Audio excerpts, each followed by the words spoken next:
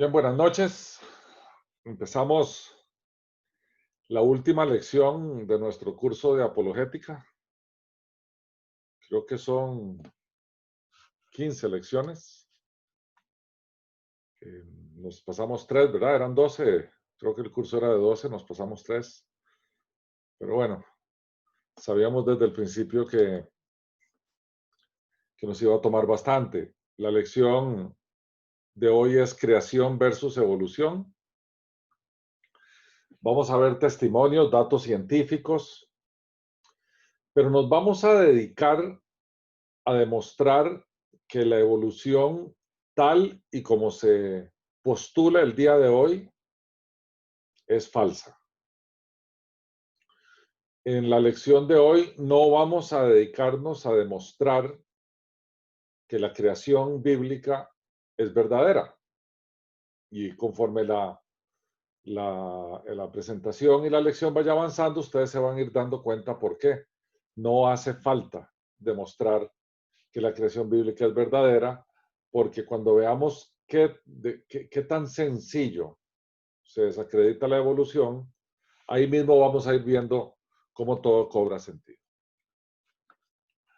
Entonces, bueno, el tema de la evolución, como todos ustedes saben, arrancó a partir de lo que postula el señor Charles Darwin en su famoso libro, El origen de las especies por medio de la selección natural, que fue escrito en el año 1859.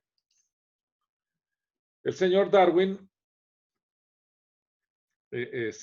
su libro sirve como base para todos los argumentos que postulan que en la creación, como nosotros la conocemos, todo lo que existe, se da por causas naturales y no por una causa inteligente, llámese Dios.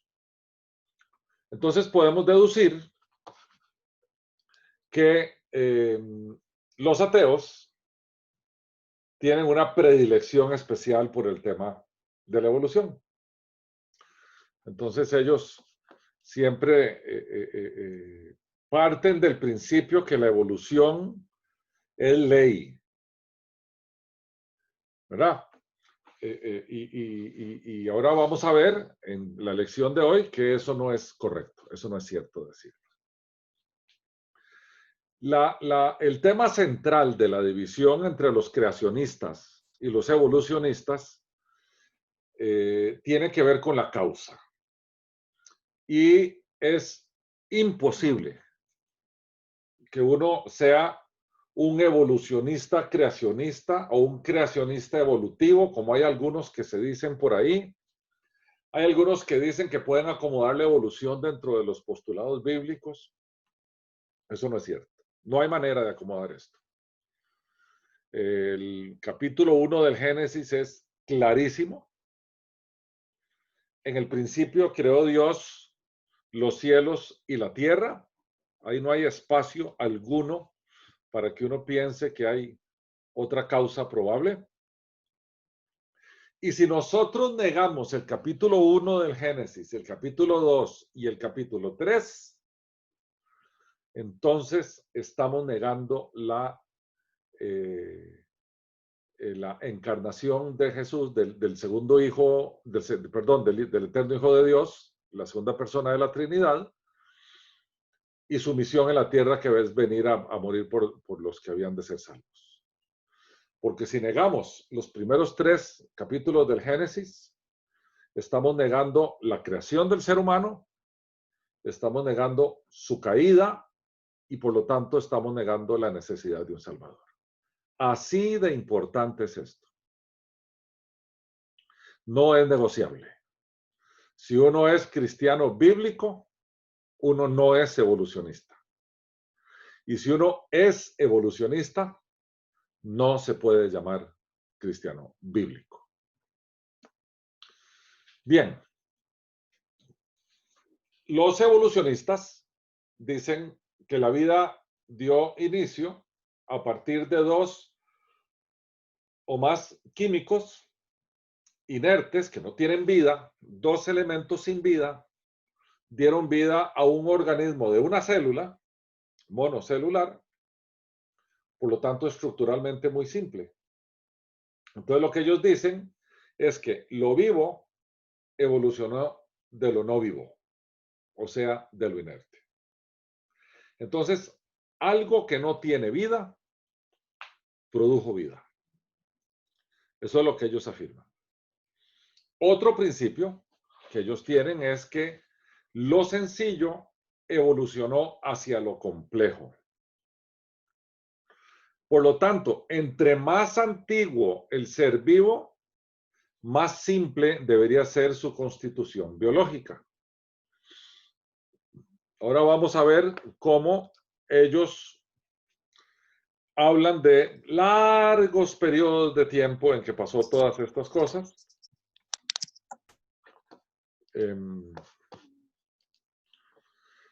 Y entonces dicen que allá atrás, en los inicios, esos cuerpos vivos eran muy sencillos o eran muy elementales. Y lo que dicen es que esto ha tomado alrededor de 3.5 gigaaños, o sea, 3.500 millones de años.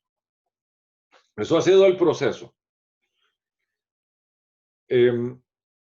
Las especies se fueron creando en ese proceso, no intervino ninguna inteligencia en el proceso, todo es casual, todo es aleatorio, todo es al azar. Y lo que dicen es que conforme el proceso iba avanzando, el organismo más fuerte se adaptaba y eliminaba al más débil. Y entonces ese proceso de adaptación a su entorno se hacía a partir de mutaciones genéticas, ¿verdad? Entonces, ya aquí tenemos un problema serio con los evolucionistas. ¿Por qué? Porque ellos están confundiendo dos principios que son inconfundibles. Uno es la capacidad que tiene un ser vivo de adaptarse al medio donde vive. Y otro muy distinto es que ese ser vivo se convierta en otra especie. Son dos cosas distintas. Hablemos un poquito de biología. Podemos hablar de clasificación taxonómica, o sea, cómo nosotros clasificamos lo que sea que vamos a clasificar, en este caso seres vivos. Una especie es una clasificación donde uno agrupa un conjunto de poblaciones naturales que pueden cruzarse entre sí de forma real o potencial y pueden producir progenie, puede tener descendientes de la misma especie. O sea, dos individuos pertenecen a la misma especie y pueden generar descendencia reproducible. Si no pueden generar descendencia reproducible, esos individuos son de especies distintas. Y aquí es donde la cosa se descompone, porque los evolucionistas confunden dos términos: microevolución y macroevolución. Y esto tal vez es, de toda la lección de hoy, tal vez de lo más importante. Llamamos microevolución a la capacidad de adaptación que tiene una especie a su medio cambiante. También a esto se le conoce como evolución endógena o evolución intraespecie. ¿Qué es esto? Esto es simplemente que un animal que migra a zonas frías y resulta que viene de zonas calientes donde no tiene pelaje, tarde o temprano ese animal va a desarrollar una piel más gruesa o una capa de grasa debajo de la piel que le va a permitir adaptarse a su nuevo medio ambiente. Eso es microevolución. Sin embargo, ese animal no deja de pertenecer a su especie. No es que un cocodrilo se convierte en un ave. Es que un perro sin pelo y sin grasa debajo de su piel microevoluciona, se adapta a un nuevo ambiente y de repente empieza a generar más grasa debajo de su piel o más pelambre encima de su piel. Pero eso no quiere decir que ese perro dejó de ser perro. Siempre perteneció a su misma especie. Mientras que la macroevolución se define como el brinco, el salto, la evolución de una especie a otra especie. Por eso se le llama también evolución extraespecie o exógena. Esto lo que quiere decir es que un pez eventualmente echó patitas. Cuando echó patitas llegó a la tierra. Lo más curioso es que en ese proceso tuvo que haber cambiado todo su esquema respiratorio y de repente la tierra, por alguna razón, echó alitas, volvió a cambiar su esquema respiratorio y pasó a ser un ave. Eso es la macroevolución. La macroevolución lo que propone es que en un periodo de tiempo muy amplio, una especie se convierte en otra especie con un componente genético completamente diferente. Mientras que la microevolución lo que dice es que una especie puede cambiar para adaptarse a su medio ambiente sin dejar de ser la especie que es. Entonces, lo que nos proponen es esto que vemos ahí a la derecha, que es la famosa, este cuadro o pintura o gráfico donde vemos un chimpancé que se va dirigiendo hasta llegar a ser un ser humano. Eso es sencillamente arte. Eso no está demostrado bajo ninguna circunstancia. Podemos afirmar que eso está demostrado. Y a mano izquierda vemos en el centro un tigre de Bengala y a la extrema izquierda vemos a un tigre dientes de sable. Esos dos pertenecen a la especie de los tigres, solo que uno se fue adaptando a su medio ambiente. Pero no dejaron de ser tigres, a diferencia del chimpancé que dejó de ser chimpancé para ser ser humano. Esa es la gran diferencia de este tema.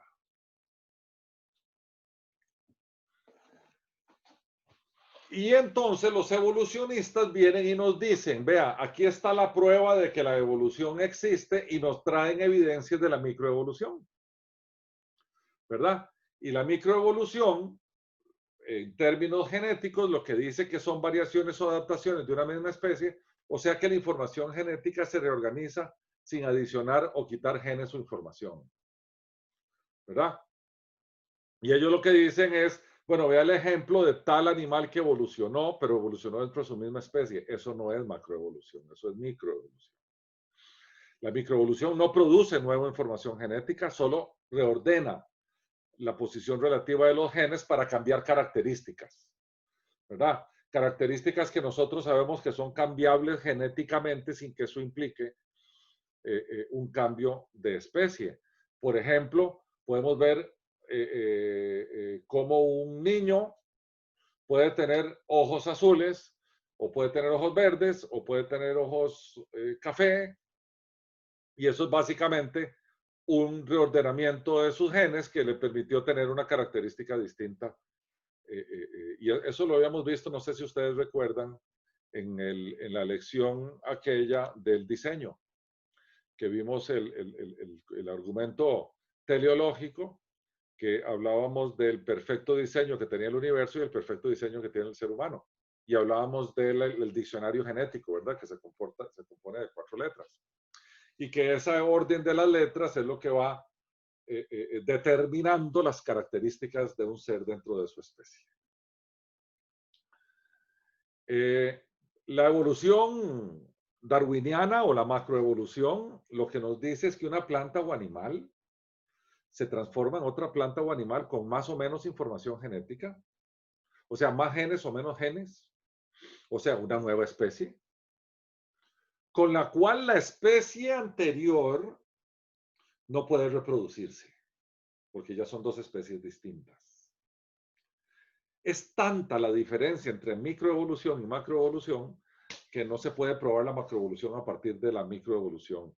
No es sencillamente alguien serio no podría hacer esa afirmación. Bueno, los evolucionistas hablan de ciencia y los voy a regresar al colegio a ustedes, a las clases de ciencia del cole, para que recordemos cómo era el método científico. Todo esto nace, el método científico nace de una duda, una pregunta o un problema que se plantea, ¿verdad? Ese problema que se plantea, el investigador genera una hipótesis, después toma esa hipótesis y va a hacer experimentos, ¿verdad? Él diseña los experimentos para generar la hipótesis, pues va y los hace. Y cuando está haciendo los experimentos, observa y recoge información o datos. Con esos datos que tiene en la mano, produce una información que le puede ya concluir los resultados de su experimento, hace la evaluación de esos resultados versus la hipótesis que tenía, ¿verdad? Saca sus conclusiones y si esa hipótesis no se demostró, ¿verdad? Entonces regresa otra vez al diseño experimental y vuelve a hacer todo el ciclo, ¿verdad? O en todo caso, cuando ya dio varias vueltas ahí y se dio cuenta que es imposible que esa hipótesis se demuestre, entonces tiene que regresar al nivel más alto a reformular su hipótesis. Ahora bien, si la conclusión demostró la hipótesis, tal hipótesis se acepta porque quiere decir que es tal que se puede repetir y siempre que se repite de igual manera, genera el mismo resultado. Entonces, esa repetición nos lleva a hacer un enunciado de generalización, eso que dije, eso que les dije, siempre que hacemos esto, da este resultado, por lo tanto, eso genera una teoría. Y la teoría evoluciona o llega a producir una ley o un principio y se procede entonces a hacer la divulgación o la publicación de esto. Ese es el método científico. Bien. ¿Cómo comprobamos la evolución si la consideramos una hipótesis? ¿Y por qué la consideramos una hipótesis? Porque no se puede comprobar. Probar la hipótesis de la evolución no se puede verificar o demostrar experimentalmente. ¿Por qué? Porque la evolución, tal y como está planteada, es un fenómeno que se desarrolló a lo largo de la historia y por lo tanto no es replicable en laboratorio.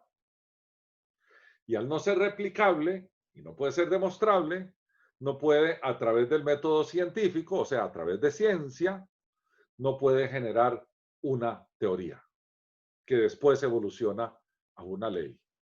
Por lo tanto, la evolución tiene que quedarse a nivel de hipótesis. Hasta ahí queda. ¿Verdad? Dicen los evolucionistas que, bueno, ay, es que no se puede. Que ha pasado tanto tiempo, 3.5 gigaaños, que no se puede. Bueno, de ahí, si no se puede, no se puede. Por lo tanto, al no poderse demostrar, sigue quedando como una simple hipótesis, como un supuesto. ¿Verdad? Y si quieren venir a decirnos, no, mire, pero es que esto sí es ciencia, tenemos que decirle que no, más bien esto pertenece. Si es que fuera posible, que lo vamos a ver más adelante que no es, pertenece al campo de la historia, no de la ciencia, porque la historia trata de eventos singulares que se han dado a lo largo de un intervalo de tiempo. Y lo que ellos proponen con la hipótesis de la evolución es que son elementos que se han dado a lo largo del tiempo. Entonces, si algo es, no es científica, es más bien histórica, si es que fuera. Entonces, no nos vengan a decir que la hipótesis de la evolución es ciencia, porque no es. ¿Ok? Ahora veamos los elementos básicos que la componen, para ver cómo nos va. Ellos dicen que al puro principio, se pasó de lo que no tiene vida a lo vivo. Y le llaman un charquito, un caldo prebiótico. Dice, donde habían ahí unos componentes químicos sin vida que al mezclarse dieron vida. Ese caldo prebiótico que ellos dicen que existía en el puro principio, cuando no había nada de vida ni nada, ¿verdad? Es difícil de afirmar que esa mezcla de elementos químicos pudo haber traído a la vida, porque hay alrededor de 2000 enzimas, por lo menos conocidas al día de hoy, que son necesarias, ¿verdad? Y obtener todas esas en un momento dado es igual a 10 elevado a la potencia de 40.000. O sea, es imposible. La probabilidad es tan baja, que si aún el universo entero consistiera de ese caldo prebiótico que ellos están afirmando, sería imposible que este evento sucediera de forma espontánea. Sencillamente, no hay forma de que alguien en ciencia pueda hacer esta afirmación sin decir estamos equivocados. Bueno, el señor Francis Crick, ganador del premio Nobel y descubridor del ADN, dijo: una persona honesta, equipada con el conocimiento disponible hoy en día, solo podría decir que de alguna manera el origen de la vida parece ser en estos momentos casi un milagro. Son muy numerosas las condiciones que tuvieron que existir para sustentar tal origen. No lo dijo el pulpero de la esquina, lo dijo Francis Crick. El elemento número 2, ellos dicen que la evolución pasó de elementos muy sencillos evolucionando a elementos más complejos. Por lo tanto, si eso es así, a lo largo de todos los años, eso quiere decir que si nosotros empezamos a rasgar las capas de la Tierra, entre más profundo nosotros rasguemos, más sencillos son los organismos que nos vamos a encontrar, ¿verdad?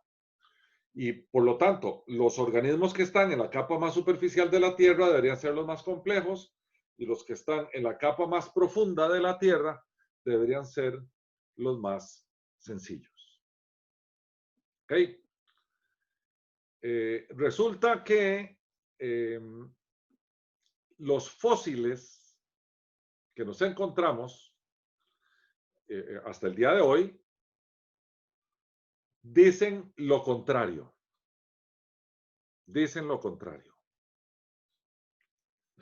Vamos a ver lo que dice este señor, que es un doctor catedrático de la Universidad de Cambridge, el doctor Fred Hoyle, en relación a este tema. El problema de la biología es el encontrar un origen, el problema de la biología es el encontrar un origen simple. La tendencia es imaginar que hubo un tiempo cuando solo células simples existieron, pero no células complejas, como dicen los evolucionistas. Esta creencia ha resultado equivocada.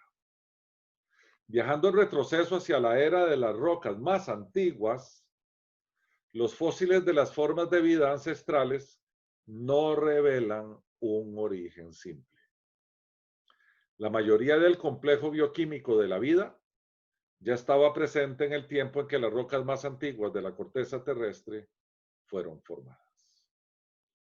Así que, principio número 2 de la evolución desaparece. Y les voy a contar algo. La capa precámbrica, y si quieren googlean esto después, supone una explosión creacionista. Tenemos las diferentes capas de la Tierra, tenemos la cámbrica, está aquí, y hay otras capas más encima, esto es información pública, y vemos en la capa cámbrica una explosión gigantesca, porque hay fósiles de todo tipo, tamaño y color, de seres de todo tipo, tamaño y color. Y vemos en la precámbrica que la precede muy poquitos fósiles. ¿Eso qué nos dice? Nos dice que todos esos fósiles de todos esos seres que estaban en la capa cámbrica no vinieron de los seres de la capa precámbrica, sino que fueron creados en ese momento. Esto es un hecho científico y es público.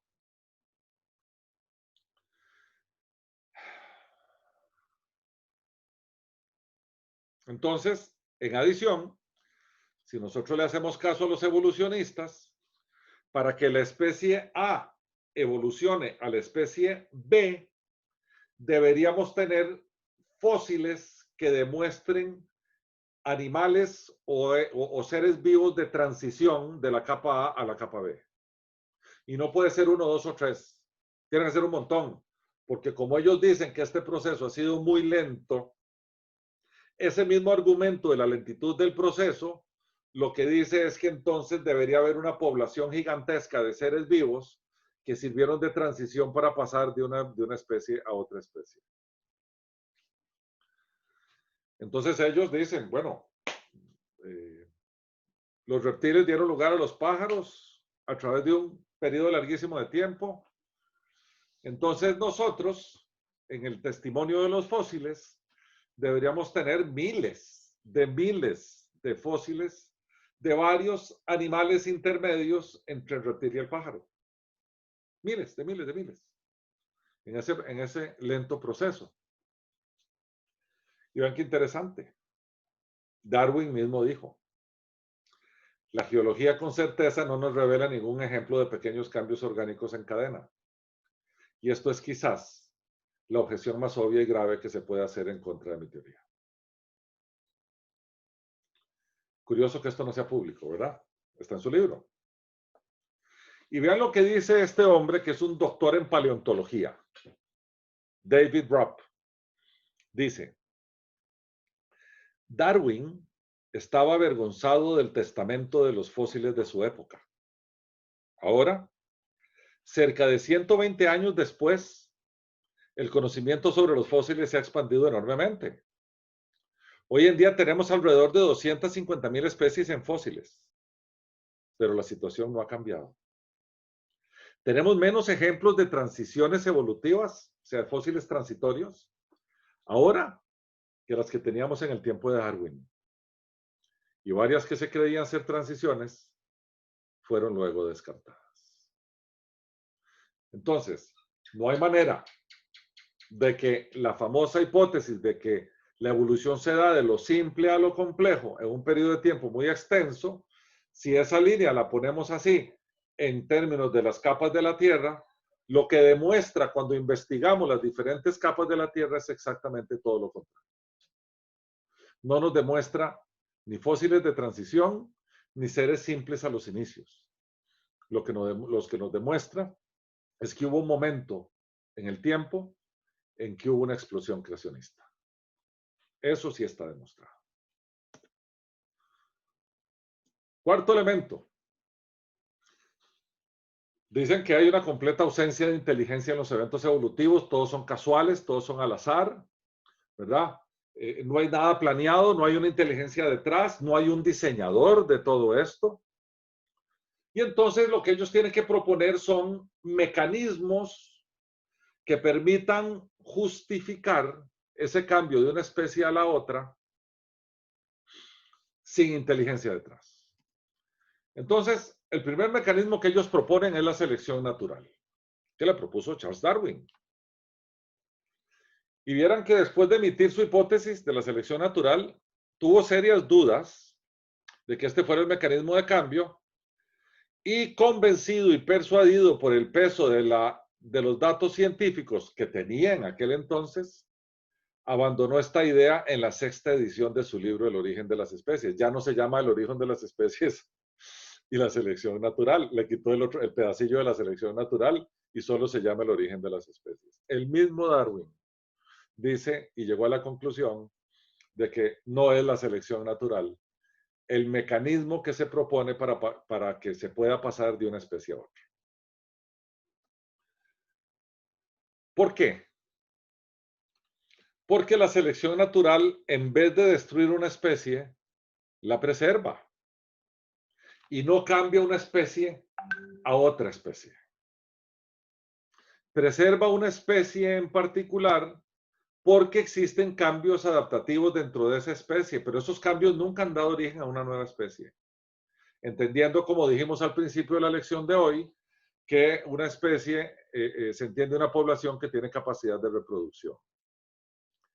Un evolucionista llamado Colin Patterson, que se cita mucho en estos temas, afirma que nadie ha producido jamás una nueva especie mediante el mecanismo de la selección natural.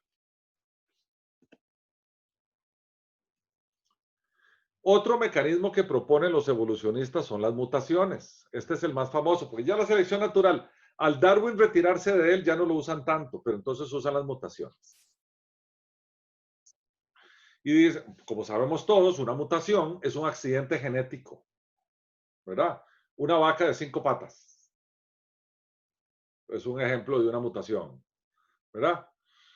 Y lo que dicen ellos es que estos accidentes genéticos dan lugar a nuevas especies. Eso es bien raro, porque una vaca de 5 patas sigue siendo una vaca, ¿verdad? Una vaca de 5 patas no pasa a ser un perro. Solo es una vaca con 5 patas, porque tuvo un accidente genético. Lo interesante es que los científicos concuerdan todos, y aquí tenemos una cita del señor H.J. Müller, pero todos concuerdan en esta declaración. No hay ni una sola instancia en la que se pueda decir que los mutantes estudiados tienen una viabilidad mayor que las especies maternas. O sea, que una mutación tiene más posibilidad de sobrevivir que la especie que le dio origen. Por ejemplo, tenemos una manada de vacas y salió una vaca con 5 patas. No hay evidencia científica que diga que la vaca de 5 patas tiene mayor posibilidad de sobrevivir que las vacas que le dieron su origen, que las otras vacas de 4 patas. Al revés, la vaca de 5 patas es mucho más débil y va a terminar muriendo y siempre la vaca va a quedar como vacas de 4 patas. Dice un estudio de los hechos conocidos acerca de la habilidad de los mutantes para sobrevivir, conduce a no otra conclusión, sino a que estos son constitucionalmente más débiles que las formas progenitoras. Y si se les coloca en una población donde tienen que competir, siempre son eliminados. A ver, la vaca de 5 patas compitiendo por pasto con una manada de 100 vacas de 4 patas. No tiene cómo ganar. ¿Okay? Así eso en cualquier ambiente en que nosotros lo vayamos a poner. Por lo tanto, no hay evidencias o datos que respalden la hipótesis de que el caldo prebiótico existió, ¿verdad? De que 2 elementos químicos sin vida generaron vida. Tampoco se ha comprobado que lo inerte, lo muerto, pueda transformarse en algo viviente de forma espontánea o natural. Los fósiles nos dicen que la vida apareció repentinamente. Vean las capas cámbrica y precámbrica. Y ya de hecho apareció en formas muy complejas y sin ancestros. Y también sabemos que no existen fósiles transitivos de plantas o animales de una especie a otra especie.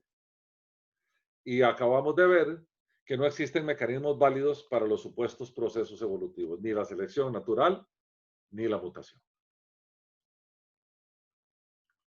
Entonces tenemos que regresar al principio de nuestro curso. Y los tengo que regresar a aquella, hace, ¿cuántos serán? 14 semanas, un poquito más, 15 semanas. Cuando vimos el argumento teleológico como un argumento de la existencia de Dios. Dada la complejidad del diseño de la vida y del universo, o sea, el argumento teológico que mostramos, y dada la imposibilidad de que procesos naturales generen elementos abstractos como la moral y la ética, vimos el argumento moral también, ¿se acuerdan? Debemos concluir que detrás del diseño complejo de la vida hay un diseñador. Detrás de las leyes de moral y ética hay un legislador. Y detrás de la creación compleja hay un creador. Esos fueron los 3 argumentos que vimos sobre la existencia de Dios al inicio del curso. Por lo tanto,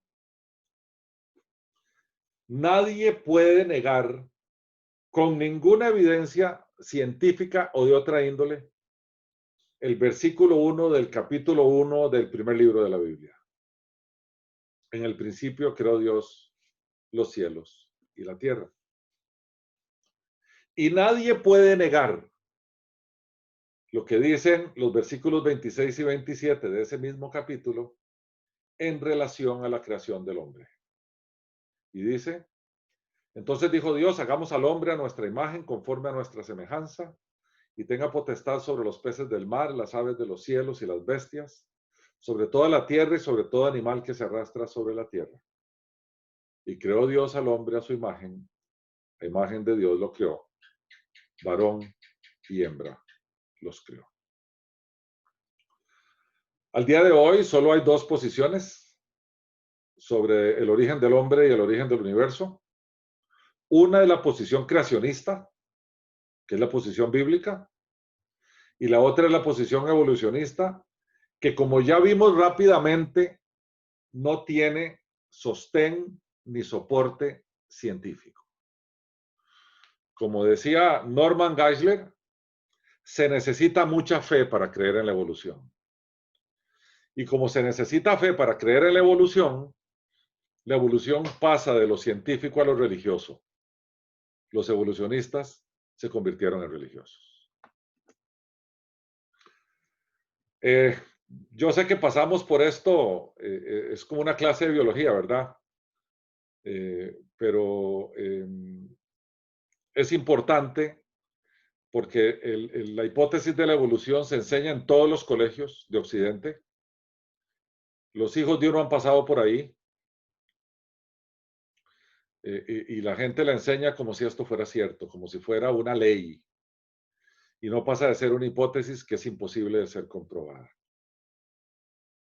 Yo quiero contarles una anécdota antes de terminar la lección y antes de terminar el curso. Mi hijo menor pasó parte de su primaria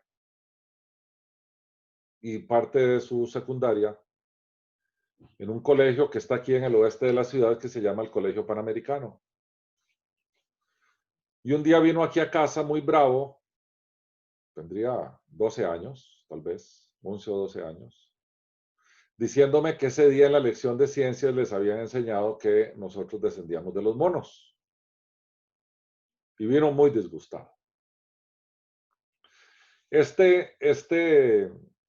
lección, esta presentación, es extraída, es un sustrato chiquitito, un compendio, una síntesis de un estudio mucho más amplio que nosotros tenemos publicado en nuestro sitio en internet, que se llama Creación versus Evolución. Es el estudio número 2 de la sección El Fundamento en Estudios Bíblicos. Entonces yo tomé el estudio bíblico y se lo mandé a la directora de primaria del colegio, con una nota que decía, señora, la evolución es una hipótesis y si usted va a enseñarle a mi hijo y a los muchachos una hipótesis, tiene que enseñar también la otra, que es la creación. No puede enseñar solo una. Y le mandé el estudio a la señora. Como a la semana o 2 semanas, me llaman a reunirme allá al colegio. Y yo decía, bueno, se deben haber traído un profesor de biología de la U o no sé quién. Y en efecto estaban las profesoras de ciencias, estaba la directora. Y me dijeron, bueno, usted tiene razón. Vamos a darle a su hijo la oportunidad de rebatir la evolución y hablar de la creación. Mi hijo de 12 años.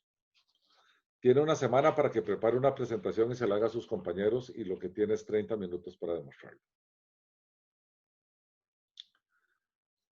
Bueno, tomamos todo esto que ustedes acaban de ver, le dimos forma en una presentación parecida a esta, solo que él le puso cosillas animadas y el dibujillo de cómo del chimpancé al hombre eran figurillas de los Simpsons y cosillas de esas.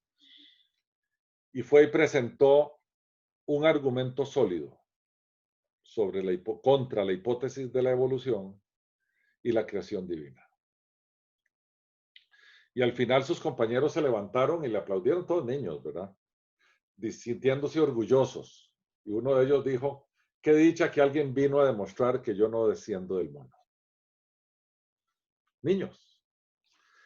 Pero a eso nosotros los creyentes nos enfrentamos. El curso que hoy finaliza no ha sido más que una colección de evidencias y de instrumentos y de herramientas que les he querido dar para que ustedes puedan tener una conversación inteligente, basada en evidencia, con gente que sabe poco o no sabe de cuáles son las bases y los fundamentos de nuestra fe, y que sepan que nuestra fe no es una fe que nos pide taparnos los ojos y tirarnos al abismo. Nuestra fe es basada en un Dios histórico, porque la Biblia es un documento histórico, y basada en un Salvador histórico, porque Jesús está plasmado en la historia del ser humano. Hay evidencias suficientes de la existencia, de su muerte, de su resurrección y de su ascensión a los cielos.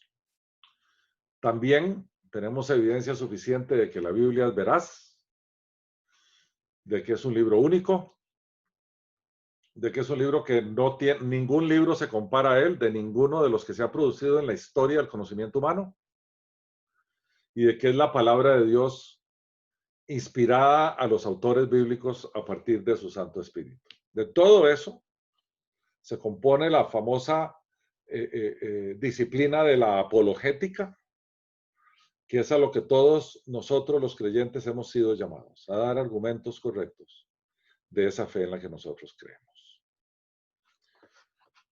Y con esto yo creo que le damos fin al curso. Voy a abrir los micrófonos para que puedan hacer las preguntas que deseen o los comentarios que quieran.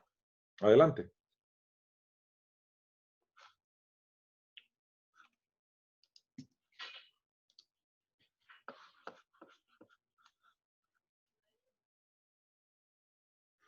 Están, perdón, a ver. No te oigo, Rey. Tenés que darle al mute. Yo creo que ahora sí. Ahora sí, ya. Sí, don Rolando, quisiera darle las gracias por su tiempo que ha invertido en nosotros, por poner en nuestras manos, en nuestra mente y en nuestro corazón toda esta enseñanza. Yo creo que es muy valiosa y sepa que nosotros verdaderamente la valoramos y queremos tener la oportunidad también de hablar con personas que son contrarias, son ariscas a que se les nombre solamente el nombre de Dios, ¿verdad? Yo sé que todo este conocimiento es muy valioso y de veras, yo creo que en mi manera personal quiero darle las gracias verdaderamente. Y de mi esposa también piensa lo mismo.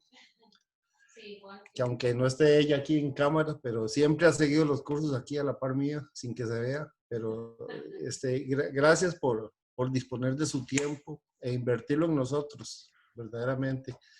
Ha sido muy rico todo este periodo, estas 15 lecciones, les hemos sacado el jugo y muchas gracias. Con mucho gusto. Y ahí quedan, ¿verdad? Quedan en el canal de YouTube para cuando quieran volverlas a ver, cuando quieran repasarlas, porque vean, un curso de apologética no es sencillo, no es fácil. Es un curso lleno de evidencias de todo, física, de ciencia, de biología, ¿verdad? Hemos hablado de filosofía, hemos hablado de miles de cosas a lo largo de estas 15 lecciones, y dominarlas toma tiempo. Yo les recomiendo que después le den una repasadita, porque estos conceptos uno los tiene que manejar muy bien, porque no es que cuando uno esté conversando con alguien que quiera saber de esto, no le diga, espérate un momentico para ir a YouTube. No es así. ¿Verdad? Hay que manejar estos conceptos bastante bien. Rey, con mucho gusto. Nuestro trabajo en la iglesia del Señor es ese. Nosotros tenemos que servirle a Dios de diversas maneras, una de las cuales es trasladar el conocimiento. El Exactamente. conocimiento no es para que uno se lo deje, el conocimiento es para que uno lo traslade. Y así como yo lo hice, ustedes también deben hacerlo. Deben empezar por educar a su familia, a sus amigos, a la gente que les rodea. El conocimiento es para compartirlo. El conocimiento no es para uno enriquecerse. Okay, pero no, Sí. con mucho gusto. Para mí es un placer. Don Rolando, igual yo agradecerle de infinito, de verdad, de toda la enseñanza. Es enriquecedora, se aprende bastante y como dice usted, es para compartirla, ¿verdad? Igual que a veces nos sentamos mis hermanas, bueno, ahorita como estamos en esto no hemos vuelto, ¿verdad? Pero sí, siempre tenemos esa costumbre de sentarnos y hablar del tema, teoría y demás.